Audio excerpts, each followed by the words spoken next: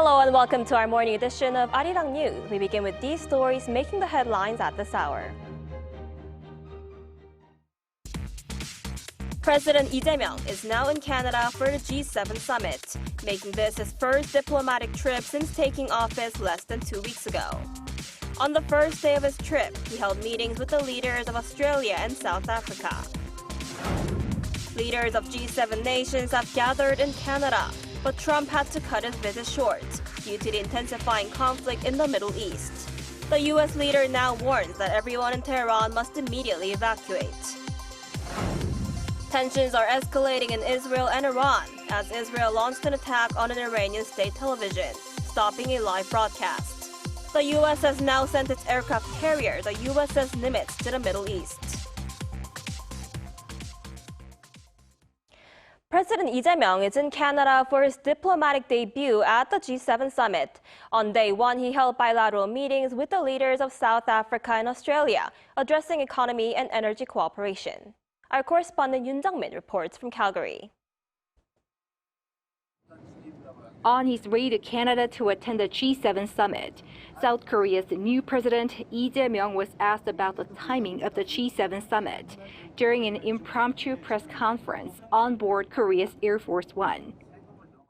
지금 취임한 지 며칠 되지 않아서 국제회의에 참석하는 건 무리가 있는 게 분명합니다. 이 국제사회에 대한민국이 신속하게 정상화됐다는 것을 좀 보여주는 게 필요하다라는 의견도 있었고. By that, he meant filling the leadership vacuum following the martial law incident. The president started off his resumption of summit diplomacy by holding bilateral meetings with invited non-G7 countries, South Africa and Australia, on his first day in Canada. President Lee met South African President Cyril Ramaphosa and Australian Prime Minister Anthony Albanese separately. And in those meetings, he addressed cooperation on the economy and energy, building upon friendships dating back to the Korean War over 7 decades ago. He also addressed regional security surrounding the Korean Peninsula. Also in the president's mind for this trip is trade with the U.S. 최소한 다른 국가에 비해서 더 불리한 상황에 처하지 않게 하는 건 중요한 과제일 것이고 모두에게 도움되는 상호 호혜적인 결과를 만들어내려고 노력해야 되고. Having wrapped up some of his first bilateral meetings, more summit diplomacy awaits President Lee here in Canada, possibly with his U.S. counterpart Trump and Japanese counterpart Ishiba. Yoon Jung-min, Arirang News, Calgary. The White House says U.S. President Donald Trump is leaving the G7 summit in Alberta early to return to Washington to attend to matters relating to the crisis in the Middle East. The decision comes as he warned people in Tehran to evacuate immediately. Our Ian brings us the latest. U.S. President Donald Trump is cutting his stay at the G7 summit short to return to Washington, D.C. on Monday night. According to the White House spokesperson Caroline Leavitt, President Trump has to attend to many important matters. This follows Trump's message on social media urging the immediate evacuation of Tehran, adding that Iran cannot have a nuclear weapon.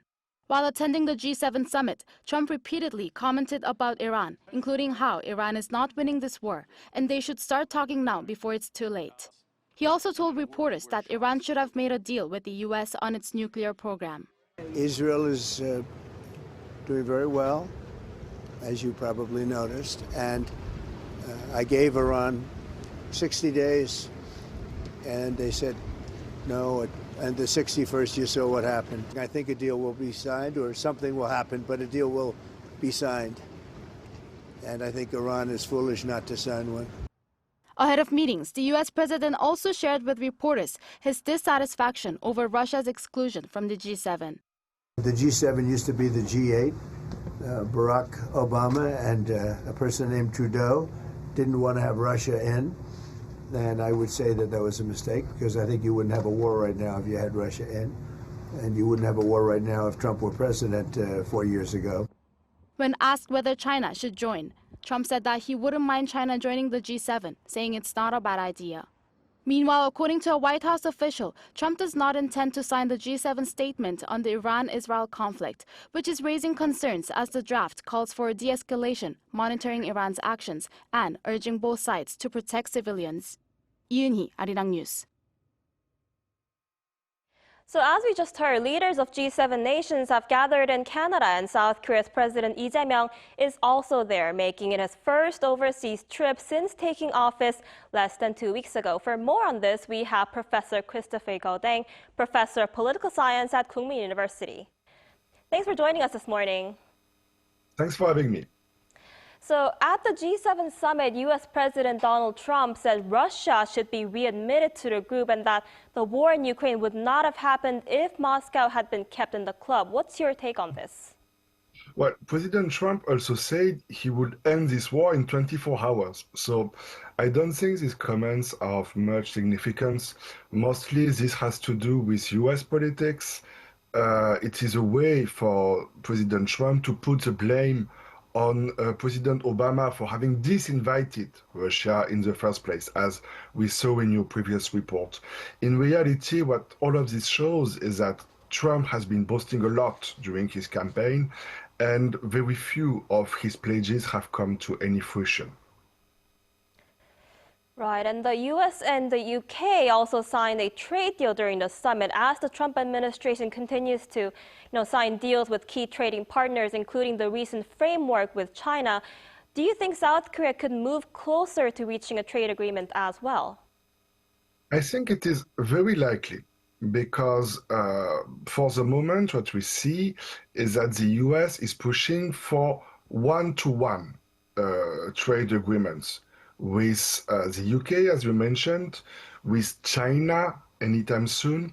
And in the case of South Korea, the South Korean economy produces a lot of electronic equipment, in particular semiconductors, that the US economy desperately needs. So I think that time has come to move on. And after all this tariff turmoil is coming to an end, I think that dust is about to settle. And yes, the US needs Korean components. And so therefore, eventually, they will need to come to a deal. The question, of course, is what deal? Right, and it appears that President Lee Jae-myung will not be able to hold a meeting with Trump, with the U.S. leader leaving the G7 early because of the conflict between Israel and Iran. How do you think the situation in the Middle East will unfold, and how do you think this could affect South Korea? Oh, that's a big question. But when it comes to the situation in the Middle East, what we can say is that for the moment, two things. Iran has very few allies. Nobody, even in the Muslim world, has stood up for Iran. And second, from a military point of view, Israel is obviously taking the lead here. So now, coming to the consequences regarding South Korea. From a military point of view, very few, because South Korea is not expected to dispatch any troops in the region. No, the questions, I think, is about economic consequences, because if the Iranian regime collapses, they will be tempted to retaliate economically, namely by closing the Strait of Hormuz, which is where most oil is being transported from oil monarchies to the rest of the world. So if the Iran regime collapses, the consequence will be very direct on oil prices, that is energy prices, and economically it will be very bad for everybody in the world, including South Korea. So I think here Korea is on the same boat as everybody. I do not expect any South Korean lives to be lost on this conflict. All right, that sounds still very concerning. This is President Lee Jae-myung's first diplomatic trip since taking office. Could you tell us more about the significance of this trip? Well, something interesting about President Lee's campaign is that for the most part, he dodged diplomatic issues. His campaign mostly focused on coming back to normalcy. That's even the reason why he said he was to attend this meeting so shortly after he was inaugurated as a president, because it was about showing that things were back to normal in Korea, to fill the vacuum after this martial law episode, as you reporter said earlier. So here, President Lee, during his campaign, will not take any specific stance about North Korea, for instance, or about the war in Ukraine. So this summit is very interesting because it is to give us the first clues about what kind of foreign policy President Lee is planning to conduct. And what we can see for the moment is that he's mostly focused on economic and energy issues. Precisely his point is to support the South Korean economy. That's why all of his meetings with, for instance, South Korean or Australian leaders, for the moment, they have been solely devoted to overcoming this economic crisis that is looming. President Lee, and I think quite wisely, has refrained from making any comments about the situation in Palestine, in Iran, or in Ukraine, for the time being at least. Right, and the EU administration is also considering whether the president should attend the NATO summit in the Netherlands. How do you think he should approach relations with European countries? First, it is probably a very wise move. Why is it so? Because the Trump administration is quite unpredictable. The US is not the stable ally they used to be in the past. And South Korea, unfortunately, does not have any close allies in East Asia. Relations with China, with Japan, not to mention North Korea, of course, are not stable, to put it mildly. So South Korea needs allies. And so does Europe, for the exact same reasons, because Europe is moving away from America, as America is not as trustworthy and reliable as it used to be. So here, what we are saying is that European democracies and East Asian democracies, which include South Korea but also Taiwan, are trying to move closer in order to stick together. I think it is a wise move. And this is why European leaders have invited President Lee to join. Then, of course, what sort of alliance, economic, military, cultural, this is left to be discussed. But overall, it is good news. It means stability for democracies in an unstable world. So it's good news. It's a wise move. All right, I guess we'll have to see how it goes. I'm afraid that's all the time we have for today. Thank you so much for your insight. We appreciate it. Thanks for having me.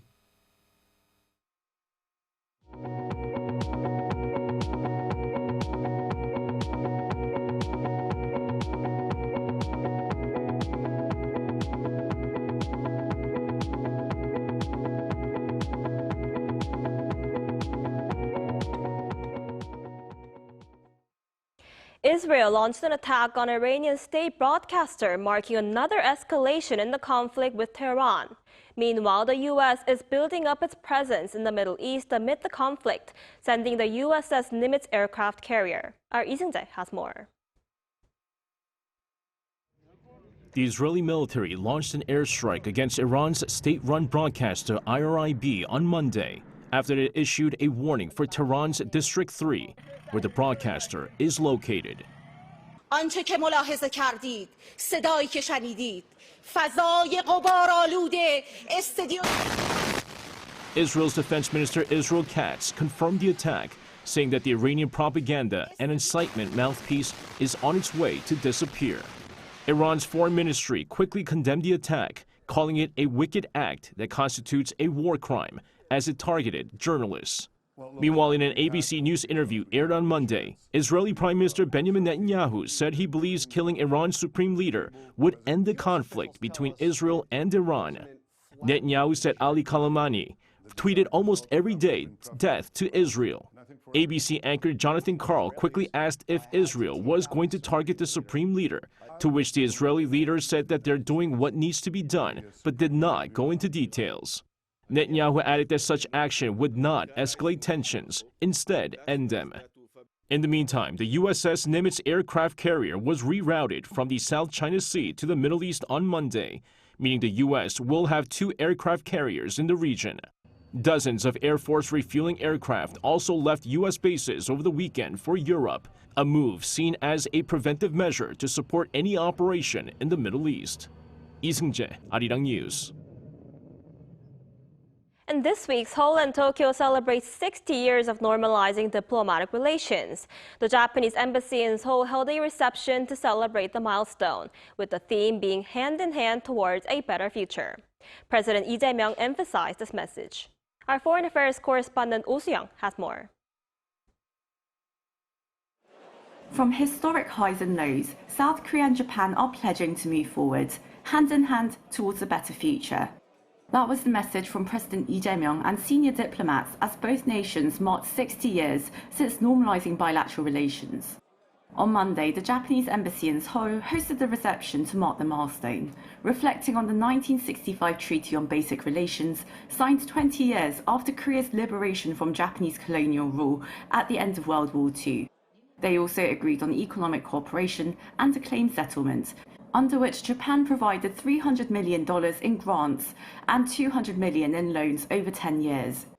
Over the past 6 decades, annual trade between the two neighbors has surged from just $200 million to around $70 billion last year, a 350-fold increase. And people traveling between the two countries, numbering around 10,000 in 1965, has now surpassed 12 million a year. But history remains a sensitive fault line.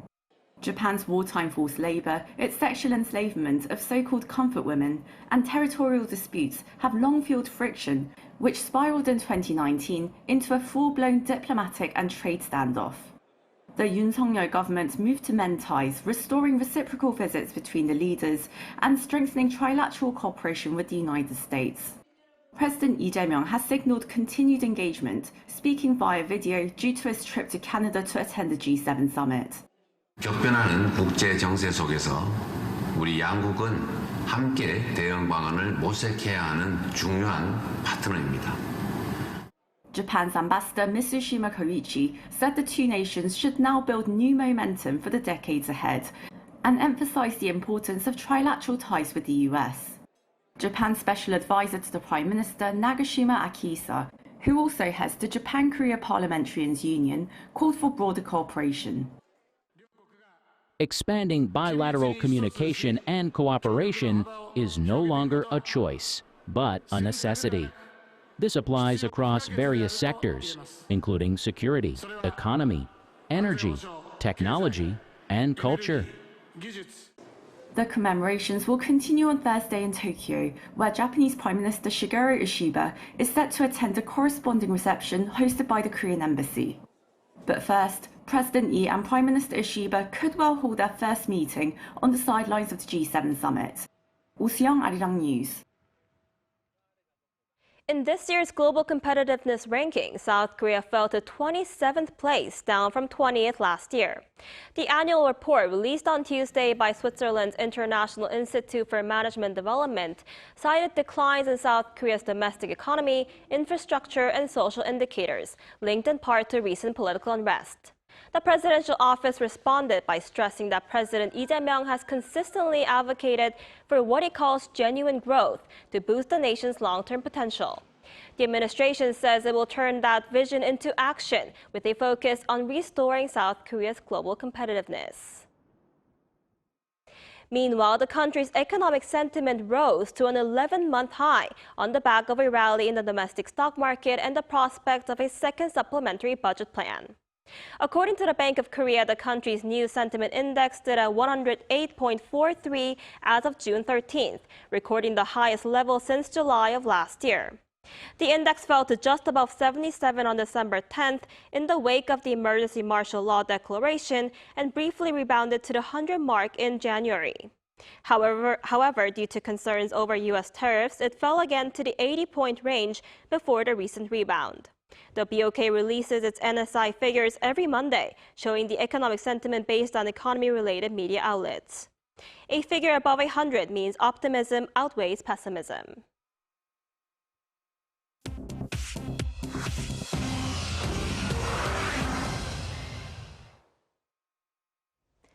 Good morning, I'm Choi Ji-hee, and this is The World Now.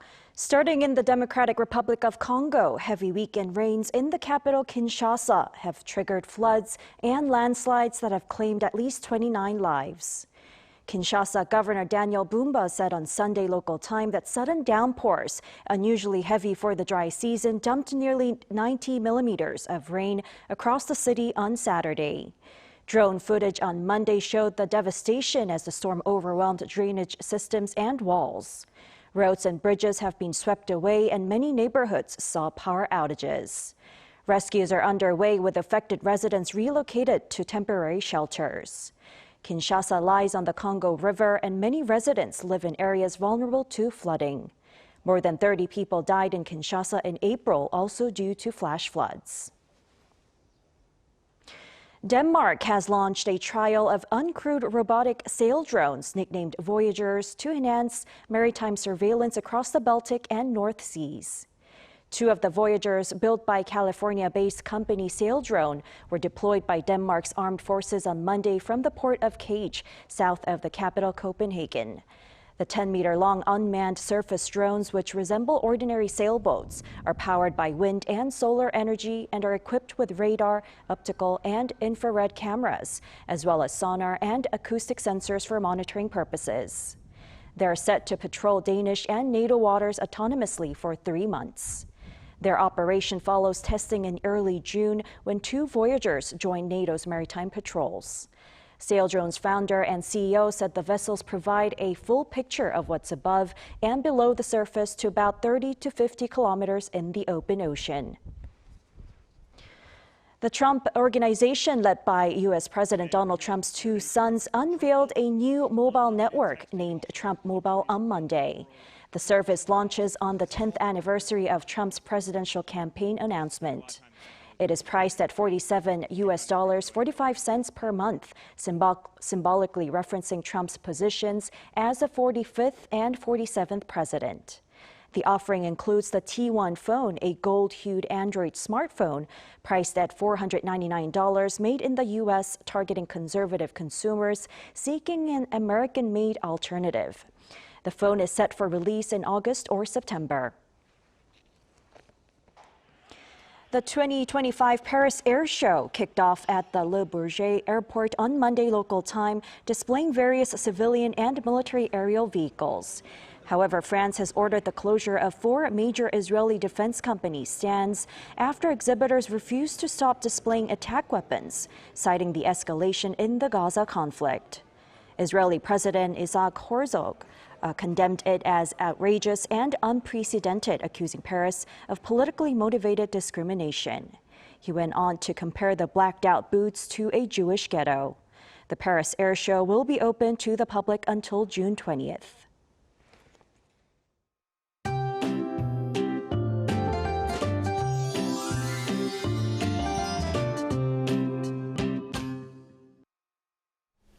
Yesterday was a day you needed an umbrella and sunglasses, and with that unpleasant high humidity.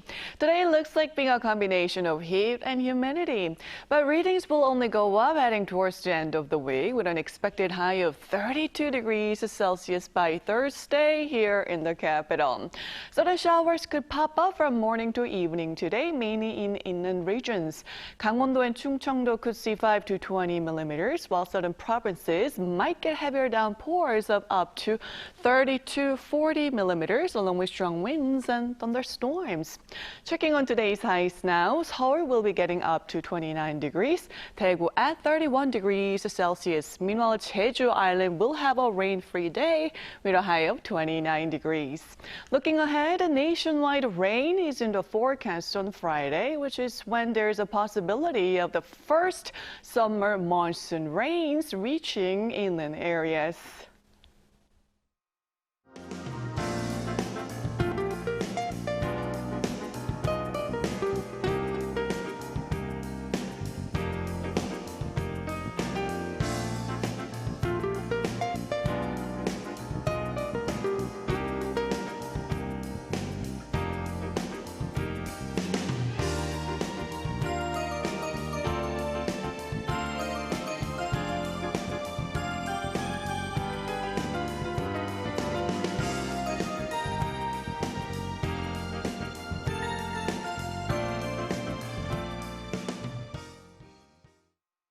Now that's all we have for this morning. Arirang News will be back at 5 p.m. Korea time. Thanks for watching.